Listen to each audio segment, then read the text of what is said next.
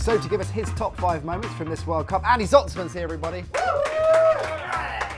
Andy, 5 moments. I bet lots to choose from, but you've had to distill it down to 5. Yeah, I've chosen 5 key moments. Firstly, is Mr. Nishimura's penalty decision in the challenge between Fred and Lovren. Well, I say challenge, there was no challenge, but Fred hit the deck as if he'd suddenly realised the entire futility of human existence and that we were all going to die alone, and just collapsed under the weight of it all.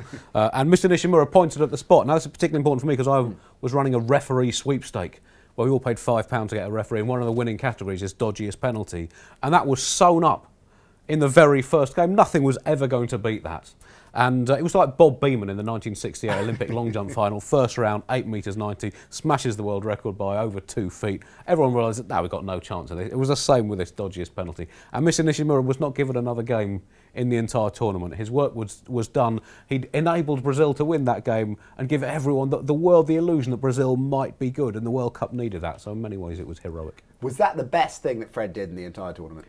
It was, I think it probably was. It was certainly the fastest he's moved, aided by gravity, clearly. I mean, he's faster just using gravity than trying to use his legs to move. He didn't have the best tournament, certainly. Diplomatically put. All right, next up. Next up was the David Silva miss versus Holland for Spain, and then 90 seconds later, Van Persie's spectacular header. And because this was a big turning point in the World Cup. Spain had started okay, they'd gone a penalty up, 1-0 up, and then Silva had this chance of 2-0 up against a big team. The confidence could have flooded through Spain. Clearly they were slightly fighting against the passage of time, but they could have sedated that barking dog of age, and but instead he missed it with a stupid dink, and clearly the seeds of doubt then sort of sprayed with the fertiliser of defensive frailty, and ended up with a rampaging knotweed of not wheelie thinking they could win it anymore. So thank you very much. It's a beautiful moment for all of us.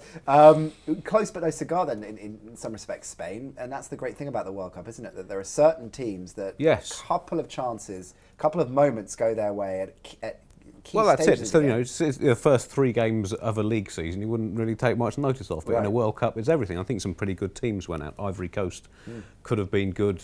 Ghana should have beaten America. Bosnia could have beaten Germany. Bosnia played some lovely stuff if Zeko had been able to kick the ball in the big rectangular thing.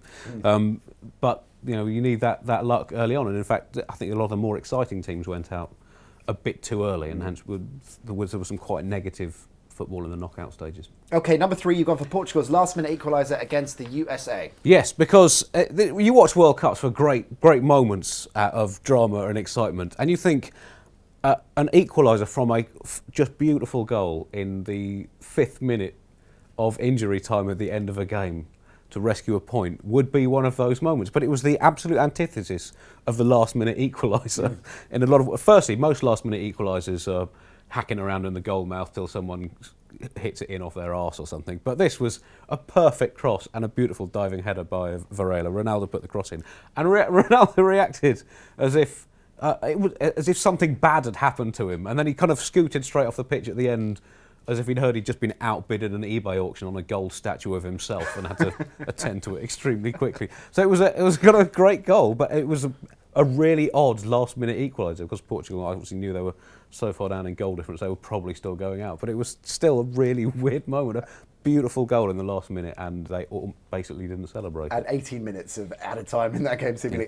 Goetz' goal you've gone for, unsurprisingly, I'm guessing, the winner. Yes, because it had been a good World Cup, but I think it had really tailed off in the knockout stages. There'd been a Holland and Argentina game was awful, both teams just not committing anything to attack and just sort of hoping for a lucky break. And it needed it felt like it needed a big moment to finish. Obviously the most notable thing in the knockout stages was Brazil falling to pieces like a depressed jigsaw in an earthquake. And so it needed something good, and it got a really great goal to win it, and it meant that we didn't have a winner who basically hadn't scored or really tried to create many chances in the last few games.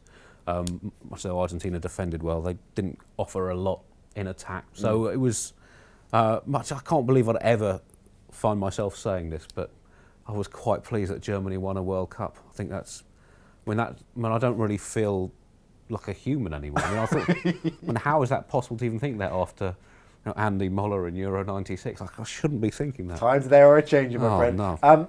I guess, though, that you're part of the contingent that would have hated to have seen the World Cup decided on penalties.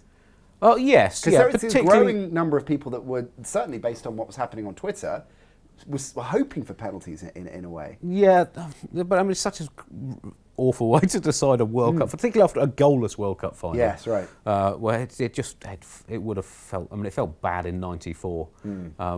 It was, you want it to be won by a bit of football. Do you think penalty shootouts should be banned for the World Cup final?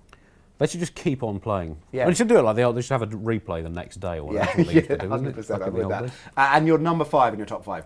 That was Messi winning the Golden Ball. I mean, partly because clearly the joy of winning the Golden Ball for a World Cup did not translate to his face. Probably because there was no joy in it, because he must have been crushed by losing the final and not really having the impact on the important part of the tournament that he would have wanted to.